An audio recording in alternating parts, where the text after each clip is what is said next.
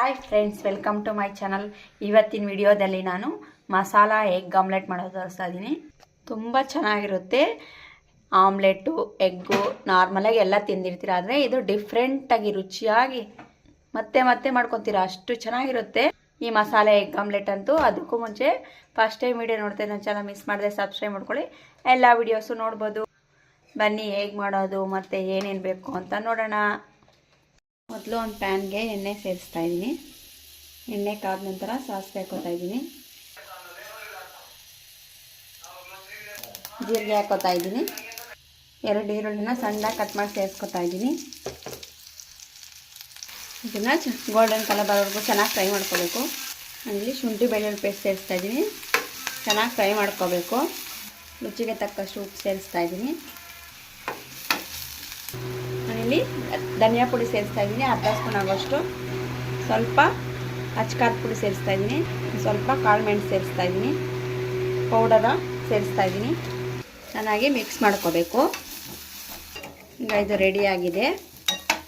ನೀವು ಯಾವುದೇ spices add ಮಾಡ್ಕೋಬೋದು, ಗರಂ ಮಸಾಲ ಎಲ್ಲ ಆ್ಯಡ್ ಮಾಡ್ಕೋಬೋದು ನಿಮಗೆ ಬೇಕಾದರೆ.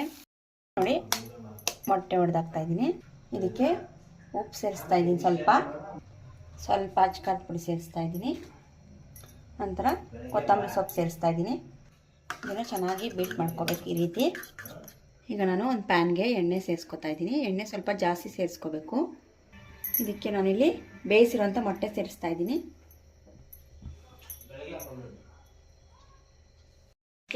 ನೋಡಿ, ಒಡೆದಿರೋಂಥ ಮೊಟ್ಟೆ ಸೇರಿಸ್ತಾ ಇದ್ದೀನಿ.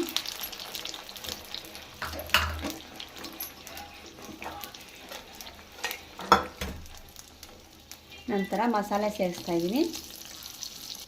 ಈಗ ಇದನ್ನು ಎರಡೂ ಕಡೆ ನೋಡಿ, ಸ್ಪೂನ್ ಸ್ವಲ್ಪ ದೊಡ್ಡದೇ ತಗೊಳ್ರಿ. ಈ ರೀತಿ ತೆಗಿಬೇಕು. ಎರಡೂ ಕಡೆ ಚೆನ್ನಾಗಿ ಬೇಯಿಸ್ಕೋಬೇಕು. ಈಗ ಇದು ರೆಡಿಯಾಗಿದೆ. ಪ್ಲೇಟ್ಗೆ ಸರ್ವ್ ಮಾಡ್ತಾ ಇದ್ದೀನಿ. ಚೆನ್ನಾಗಿ ಬೇಯಿಸ್ಕೋಬೇಕು. ನಂತರ ನೋಡಿ, ಒಂದು ಪ್ಲೇಟ್ ಮೇಲೆ ಈ ರೀತಿ ಹಾಕ್ಕೋಬೇಕು. ಈಗ ಇದನ್ನು ಈ ರೀತಿ ಕಟ್ ಮಾಡ್ಕೋಬೇಕು. ನೋಡಿದ್ರಲ್ಲ, ಈ ರೀತಿ ಕಟ್ ಮಾಡ್ಕೋಬೇಕು. ಎಷ್ಟು ಚೆನ್ನಾಗಿದೆ, ಎಷ್ಟು ಕಲರ್ಫುಲ್ ಆಗಿದೆ ಅಂತ. ತುಂಬ ಚೆನ್ನಾಗಿರುತ್ತೆ. ನೀವು ಸಹ ಟ್ರೈ ಮಾಡಿ, ಹಾಗೆ ನೀವು ಹೇಗೆ ಮಾಡಿದ್ದೀರಾ ಅಂತ ಕಾಮೆಂಟ್ ಮಾಡಿ. Thank you for watching.